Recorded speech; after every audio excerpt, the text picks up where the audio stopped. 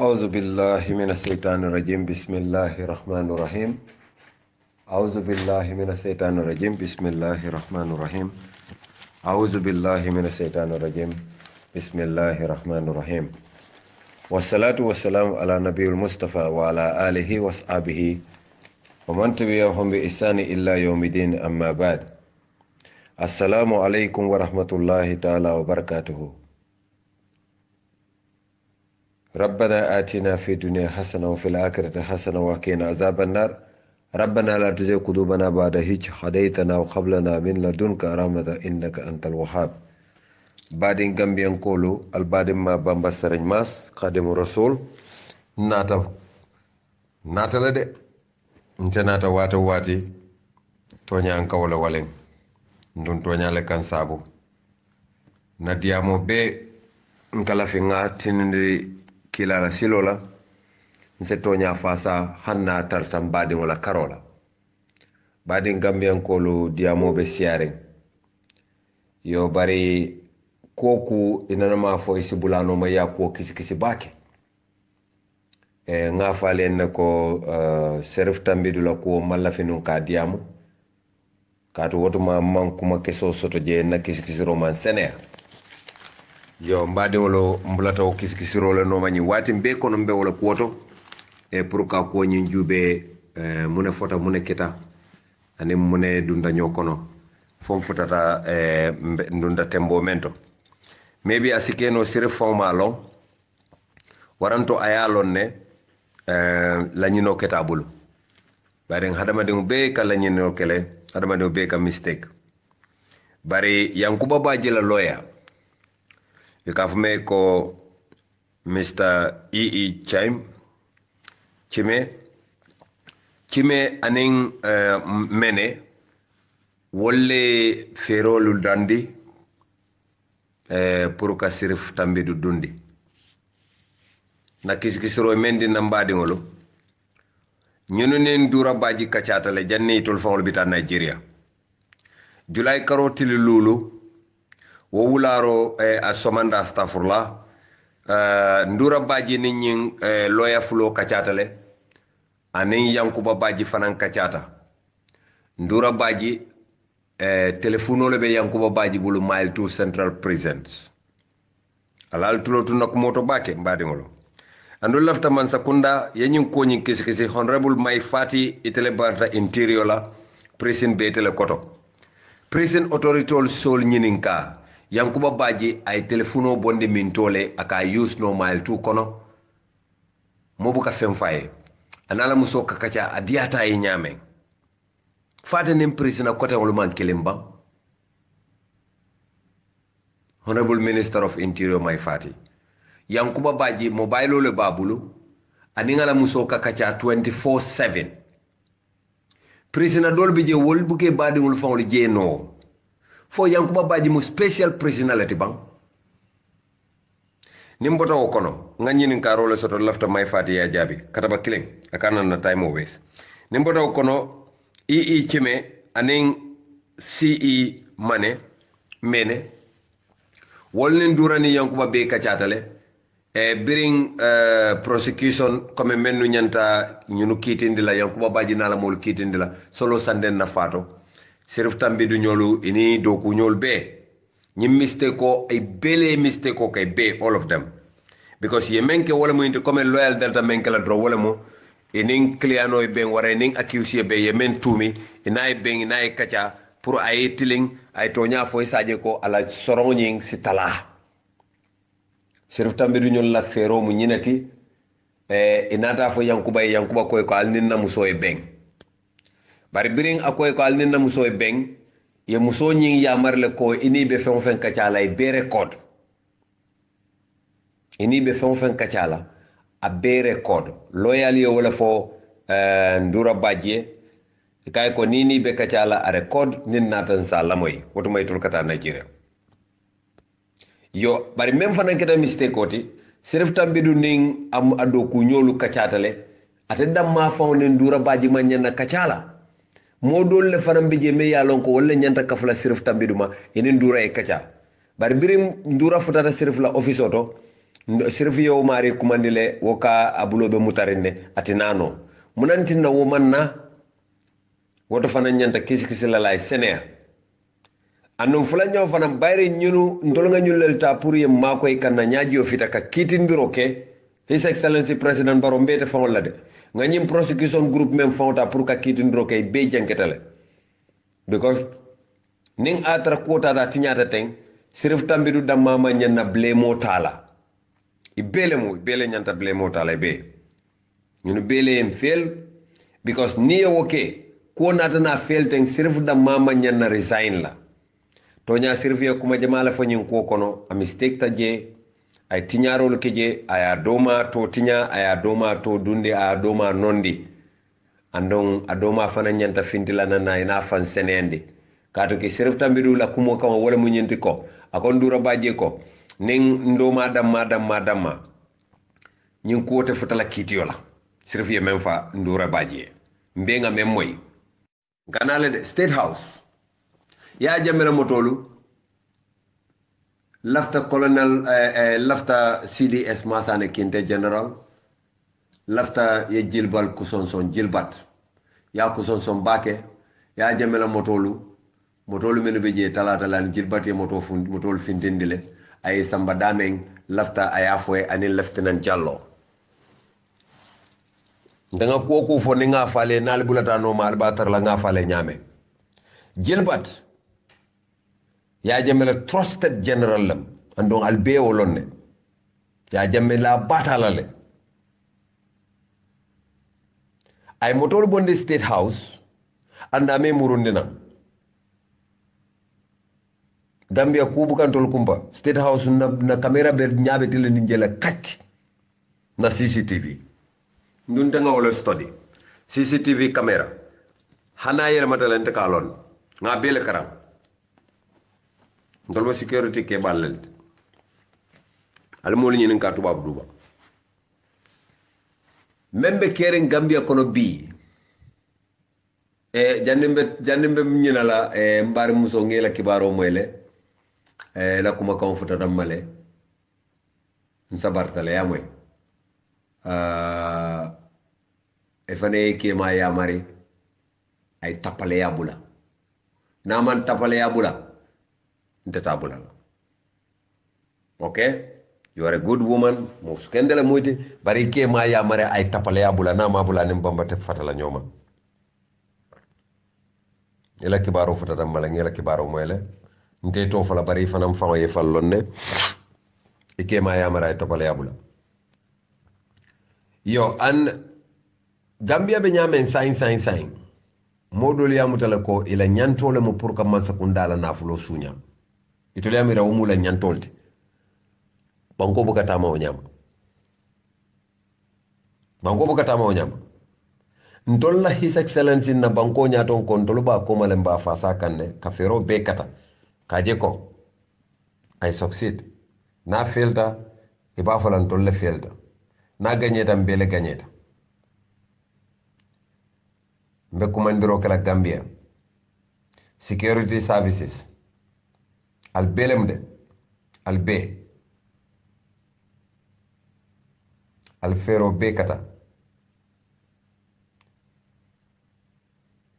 ale nyim bondal ko ngokono ko ni society damen aka nyamo nyimi wolto ala bondal la ko kono ni society nyam damen aka nyamo nyimi jele ala bondal la ko kono corruption olem amam pete ya tapale yalem ning men kake eni molbe dunna nyola de ning men kake eni molbe dunna nyola de ka fo ni society damen aka nyamo nyimi wolto ning men kake eni molbe dunna nyola andon man fenje follow because nyim molu te fonyola ala lonko APRC itulle nana ka carte o wini Gambia iko so wotal salon ko doyata nyawnyang ye mo wili tango sile i doyata nyawo jang ye mo wili tango sile musol be kono menno mam malo soto kewol be kono menno mam kuluwo long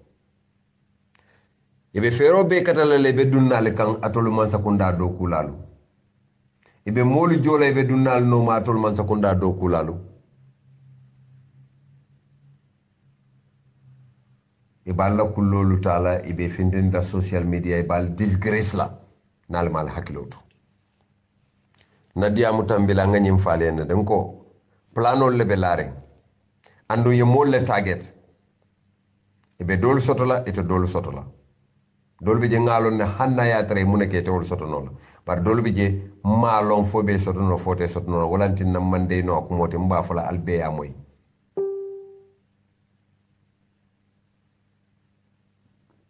yalo nana nga falene ko ferolo be lare non pour ka solo sande na kes nyim fay jojolu bele daba kuoto jojolu senior judges at the Attorney General's chambers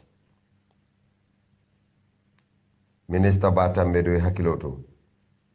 e jawolo siade nyoti be damen dindingolo muyti andu malla fiye taraje ni mistake tan tolte fasala de andu membadin sarakulolu be danila kabira sarakule alfalu atol ke ba kendolu ali nyunu kumande ale diamoye Batambe do dindingolo may londo soto mo kende ba bari naya fambula nyim molu bulu ya filindi fili nyamo ya tan tolta nyeni la ntolbe move on la le ñin don tambitale mbela fila ena e kuwol senendi bari na filita ntolta ñini la de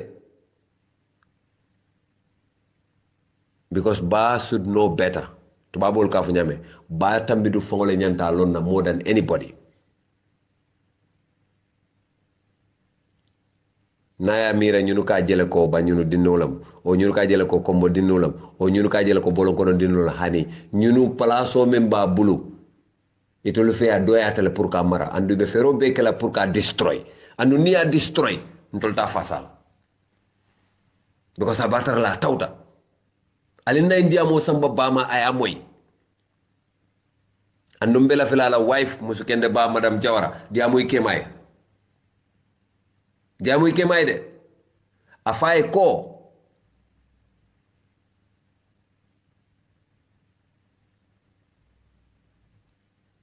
ko bolon ko di nolo sa hakilo to bak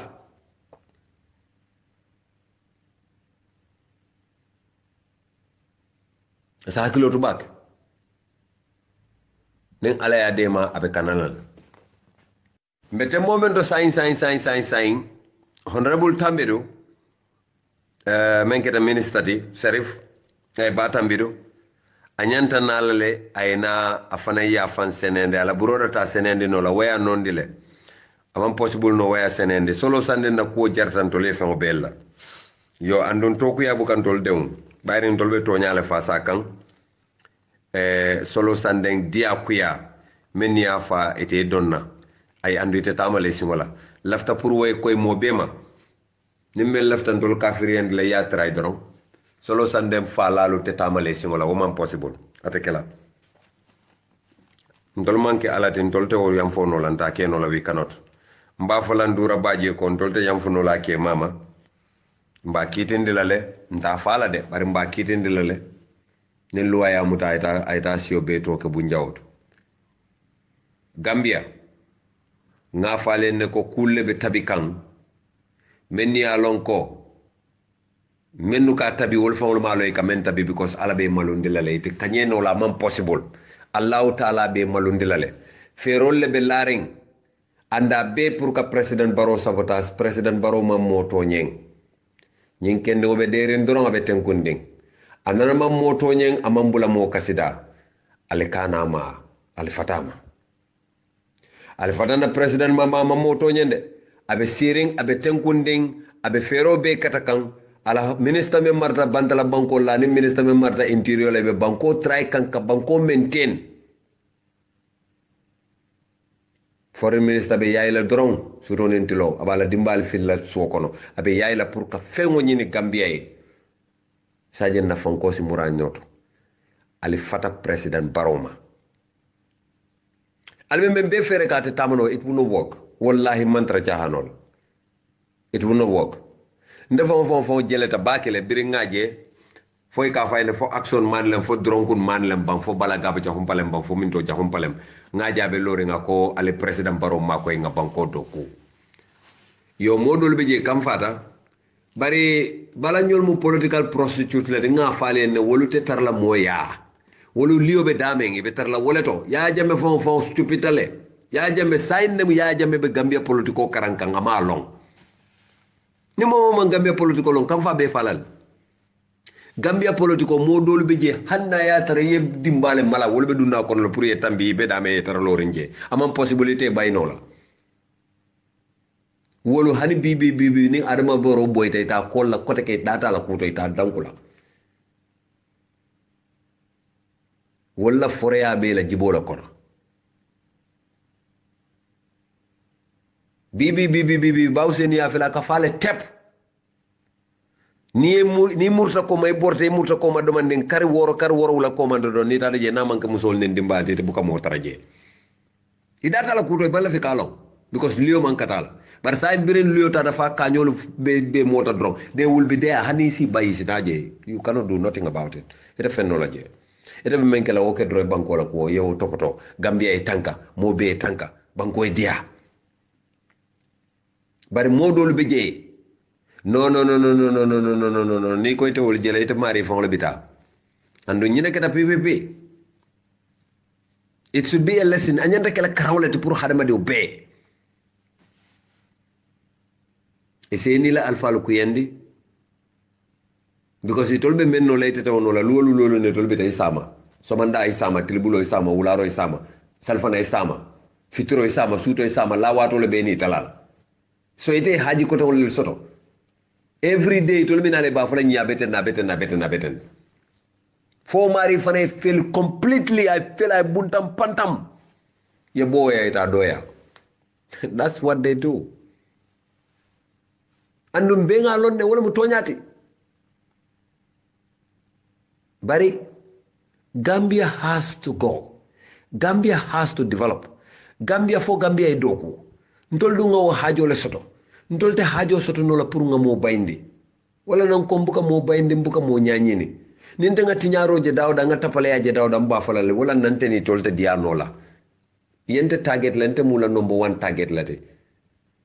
because itoli alon ne ko itol be menne ita bayla nte be menne ta bayla andu itente soto ma foyte mo soto la bar nte soto la that one is wokay hani wo ma wo compromise fa itente soto no mo pareta to nya fasala e pareta Gambia fasala itenen telam ibe mbulala le tay la kulun kono ni pare ni yusi pare ye domp ibentar la yentu lorin dame ibentar lorin jere nte mo fulam buka bon not ndum buka mo jam fa nte man jam fa lo wotente la vocabulary ko pare mbadi Gambian kolu e nalia jube state house yaya jamela motol wa kangoto ay même fay sur wa kangoto wala mo ndoma badama nyin kitio nyin kumo nyin kota futala kitidula ning ate sirf tambidu nata na safero ke ko atela kunna miro ay wala fo abe koleyala le pour molier la wala a jartale attorney general me alon ko atele mo man sakunda la kitindir la atele man sakunda jikota atele man sakunda loyati nimme molu nyaaj molu kumbondi atele nyanta molu nyaajo fitala a nyanta fintila nanne ay kol senendi because sulu filter ay sulu tambita barem filita yo anun ngamenje nyin ko kono nafikol wulitale e kata sarakulolia ka foye ko ibe sarakule kelol la koni Gambia al sabari innal munafiqina fi dakhsir arfar minan nar innal munafiqina fi darkir asfar minan nar alale ya fonta ma fode nafiko dimba duma kafirol ye duma nafiko bita wolto hanne misil molem ale nafiki ya bula ba tambidu serif tambidu wallahi mo be yalo ne ko ifama bota damen jaxal madina wolu ni mandin ko lella ko bebe dundi ñokono birkama bawol ma fon la kata o barbarola saru ya ñolto ini wolle la ko be ñokan ali nafiki ya bula to nya ba tambidu ñol sita ko bañunule e dindi yal ke wolte kulu wuluta wollel to bari bota alfal menu bala wo mo kendol menu bala alaji mar tambidu ñol wolu ni le duniya be ni mandin ko le yake ali nafiki ya bula batam bidula muso basiru jawra dingolam basiru jawra ni mandin ko le ala duniya beke ali nafiki ya bula atol menu kata yayten alba fula mole ko ha ñun be sarakule kelol la biriye batam bidu ke ministati mo bele kontanta sirif tambidu atele adama baro kalende mo bele kontanita adama baro mandin kolam sarakulo le akulu mo bele kontanita ala la nafiki abula alte succeed la ali amam possible ala fo man la faale fo al wañ al fasala walantina biring sirif ay tiñaro ke ala ya wañare because sirif ye menka manyan na kela andu momo lata kan ibe nafiki yalla bari ni aje nte ko sirif ye deli wala laye abulata men kono aman taw anoni hadamadi man taw allah taala ka yamfo ke nyamen sakontoro hadamadi wol dum alinga yamfo bari nyina mo sirif folo taala mistake folo ngan to nga mel long ala man kutoto oto ning ala ka yamfo nyanta yamfo la mal namira lot bari wo fa manke point même mo point criminal lolu men yela criminal yake ndura bajina ke mana la loya bandiol 419 Nigerian loyalu men yalon ko la hajo manke fenti fo tapale ya woli yela planol men ke pour ka Gambia judiciary be du nyokono because il lafta nyin case il lafta tinyalale pour mota kitindi no la because yaje nim man tan hakilo la loyal si nyin serf tambir la india mo fo tanole ya use as evidence in court e ka men ke cedre ndro kitidula nkamem fo loyal ya lon nkamem fo ndafana mo luwa karande wolte mo luwa ma be lo mbari nga jamala karam yo andu membe keren Gambia nyanda talang hakilo la bake mennu be yaay kam banko kan alko albe patiolo lol alkana sarakulo la ke candidate oti alnen sarakulo alfalu te benna sarakulo lo nga business o le long sarakulo lo Gambia man sakunda e boni business o te ma banko e dia nin sarakulo le business o mara dron Gambia banko bebe dialal mbe nga wolonne ngo alla nyin tubabu karande lu mendu be yaay na kende o me men tata basse mbote kalamale de nge kibaro moyle ni fama dinen diata bake don't try me nafikiya amambetea lafta pour nga wo foye isa moy ning aliye nyin dia mo sura la passing ay futa honorable fankama basen ko la dibito honorable fo magare lemba malo ala samba aliya fay ko ba masko abote kalamale mala fe ni sey ñola de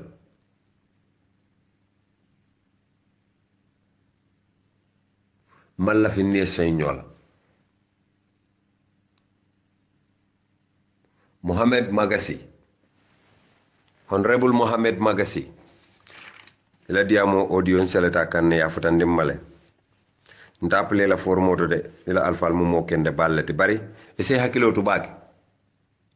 idoyata bakele dinno la muyti de idoyata ba kele ntengi la family lo nek fo nete bulu ngoy kon teta sarakula ku yangolet danin sarakula lu wulu tale jara Madina mbare ngol beje mbinkel ñol beje ngotol beje ngoto muso be futu wala jele bari lafta pour men wo fawman kumaya ta Gambia wala kumaya tan tol beti Gambia man badi ya kanin Gambia man fasare kanin Gambia banko na tinyata mbele yaya jamme biru wonata lay business o busi sarkulo la banko ku yata ninta nga soto president sita abe bula sarkulo ni business o temale banko e dia mbadi ngolo nyine munna advice te lafta pour ka men dialla andum be nyim fola CDS fanaye ko akana nyina ngamen faye Gilbert ani Lieutenant Jallo ay commande motol menu bota State House ibe min tole molu be Gambia kono men yalon ko yaya jambe la motolu men yalon ko ay sika ay mabud lalto wara ay molu fula wara ay molu sola e ke la nomba man sakunda la motolu e ke penturu ku e ka fero kata pour license office isi number plate kutole ñini je ala lon ko mbotal kalmale de sa indunta license office le mbe je bele karab la alisi wolaw motolo hanali mu nek hanali a peinture la ali kola sifa be kala alkana dawalan a rainbow kola fanan kala ali ajube albe mewmen plan kate wok la ala fawle mantral ma koy kan walantinal ka wañare nal tata toliye manoliya e sen kol nal tata moto wafilalia e sen kol nal tata laysin domba place ñino la e sen commandé ala le mantara laringal kan ala malla fi pour kal fasa alte fojo la ba because dia kuya ala bal wañare la because ala lafta gambe do le kumbondi la ngale ko ya jamba ali ñina wala al parti leader do ñini APRC ya jam al ñina wala frem ya jam bitamo in fact amam me ba ke fon amanta taw malum fo kay mu ñesi fala duma kono ya batande do man din na bebi na pisit la kono ka bor la ju kulo be jata amam me fam me bi modol ya nata alaw nata lo jere kono bay jaw ya muta do man da bita yomal kiyama a ju kulo be jata wala nun ko be bota asi minin de asi ala singola minin kafuta abako kumbo la every time ya jame be asombi falale asombi ni watin kono kumbo doron non stop ka kumbo rek ka kumbo doron wanje wato wanje abe kumbo la rek andu wobete atatole because asombi boja mol ka fa aka ya jame man aka ya jame ya maraba wa ba man ka tonya anana buka ya mar fenna ne asombi pareta ya jame ba falin na le no na kay ko ila bututo nta mala mbulo la foni fatata hadama diwol makka mo faake ila bututo nta do mala mbita asila yen bondi o bun koto men kono mbe murla ngata si wolta ya jame to sonna ate sonna moli ya fa bama be bun koto le kono abe falin na asombi fawle mala fi ya jame andu ala be bele police la nyola ntela ngaf nta ba mamas ala be ya jame ni asombi bojang abe bele police la at the same time because ni di wo kanu bi ya jambe wotuma ya jambe mun to la president de bara asombi dingole mo amanke asombi la president asombi dingole asombi sikumo bele fono ya jambe ateo arrest la asimo be arrest fo asombi bojang koto asombi tawtale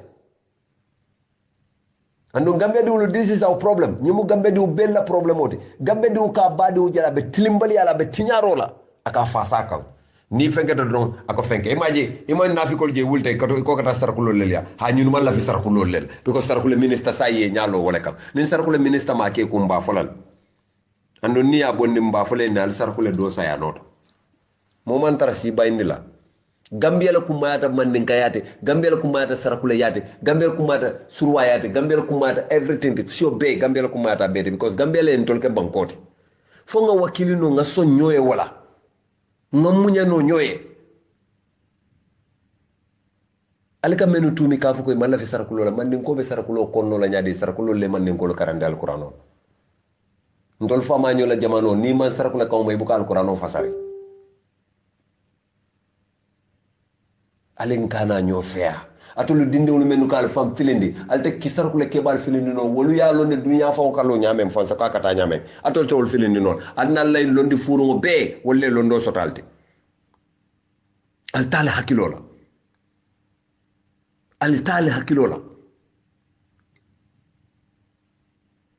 Gambia be bakilim fakili ite konton tar la sarkule kunda imam mentara maninka kunda ite konton tar maninka kunda mente sarko kunda be bakilim fakilim in fak if sarkulo ni maninko fa be musikile wolte fa ni dunda history ko ne tare ko noma kanjuma be sarkule konto mente maninka konto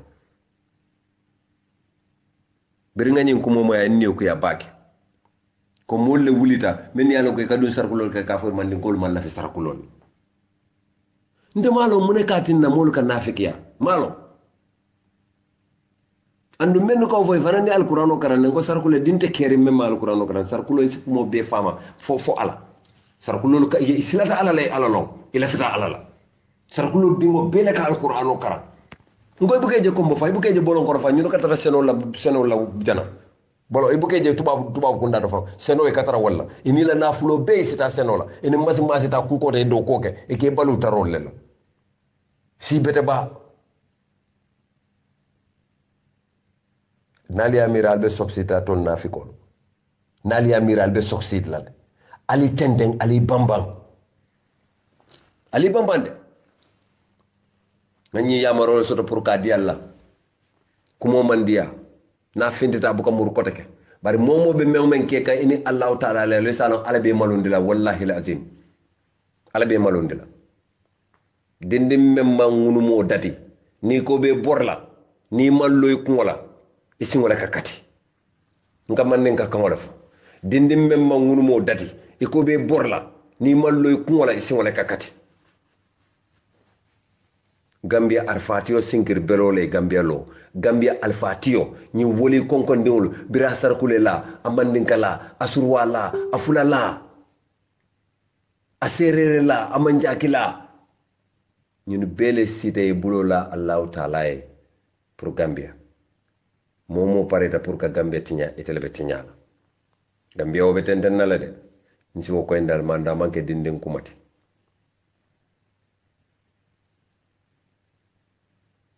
isiyata doti ala ya wumula alfalete ale nga son nga munya nyoye nga domandoma nyofe alfal la palaso ale nga dila ale tulle ka alfati ni wonte ala be tele folo wulundi le te nya e tolu nya yi sawo sieti par ale tulle folo wulindi to ale yo bunya di tolle la ala tuy bulu ale mendi mola ni ko ba tala bulu ete bu keta soto ngal tento ngal jayi diamo mandia albadi male mo bamba serigne mas mantara mo bayndi kan mantara mo nyaanyenen kan to nyaane dingon te katara wala kan wa man kana yu'minu billahi wal yawmil akhir falyaqul khairan aw liyasmut mbadi ngambiyan kolu mbal tentulo mbal jeyla albadi male mo bamba serigne mas assalamu alaikum wa rahmatullahi ta'ala wa barakatuh assalamu alaikum UDP Youth Action Group. Assalamu alaikum Coalition 2016. Assalamu alaikum badin Gambianoli. Badin malam san sijete wol mursana aketa famodi nyino manke. Mbal be konton na forumol mume be konola. Momo be forumo kono be la moy lambe konton na ani momon di yalon ko be nyu audio sorta kala moy na control ba be kilin na to ani a konton la. Famo baketa bari watol kenyala mu ñino manke hakkilo bale kan kendek Gambia be duri yo sirif tambadula kumo men be fokan tebe jenkela woyela because diamol men keta dal nyanta men fola ngata la mol ya be fole faydo bari dum ka domandindin namira men soto jeto ko nyita anin ka mol dandarla domandindron ni simeni dandarla no momin yalon ko ibetara palasol to Gambia ibe do ko wala jeto akata daw dandinte ni nyanta kalambe lesnol ti Maria Karangla mistake bala kitabulla barana taka right choice kala ay right decision o talent la jeroto ko dunia dula ko ten ka ko nyale pour kana ka fo ko ye mistake o le kembe baylale o mu maloleti ene fala kaaje ko men kete bulla is a serious matter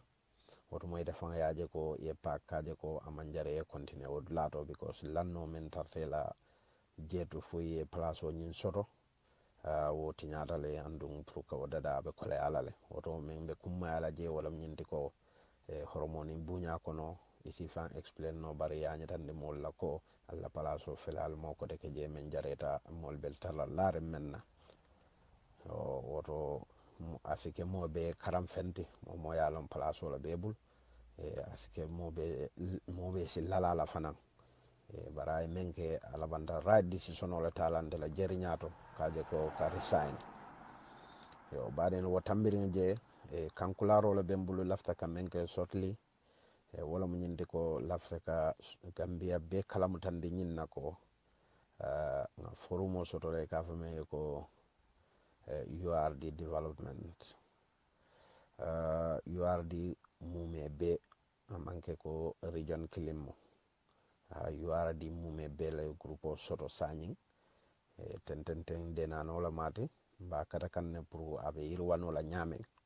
woto lafta ka URD be kumandi momon ɗin be lamoy kam men ɓe ñin audio lamoy la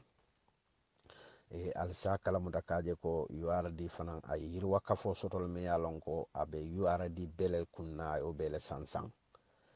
kaje ko nden fen mumenti banko kan naɓe kar talala a tala nin silola me yalon fanan la ñanto mumenti nga soto je ko banko la karado mole kila ñanto soto je ñamen ñina mu daliloti me yalon ko forumo ñin sotota aɗum laftale fanan ko URD moli momoɓe dawa dandin mare si fero ke dal ye dankun nambe moɓe kililan sulata mobele la momo yalon ko URD kola muyti sulata min kaccala je wala mu ñinti ko URD ɓe falinnola ñaadile URD fanan ɓe kenola Gambia kono ñaadile komin Gambia tomal ɓe ñamen tundu koton ɓe ñamen lafta wole tara URD because intel fota feŋa men na wala siyata jawke nga feŋa men sototi a bele fenne faŋate je intel yemen soto aɗum bele denta Gambia la URD mandara Sénégal kono aɓe Gambia la kono woto Gambia doli ye men soto je tundi koton ye ñanto soto ñamen URD fana yo ñanto kiliŋ la soto aɗum bele ñanta ka seya woto nin molite la feŋa dile la woto atel fan ñanta ka parele ka la feŋ kanin albe den feŋ mu menti woto kammala jaral kuwol lem baŋ sila kuwol lem baŋ kuwo kundin ne yalon ko a ñanta kela ñato tati lafta kol le kacca ñokan yo woto ñin kammala momo be ñin audio lamoy la signal kala muta ko ñin jumo men kanaten na mol men be underground Serakunda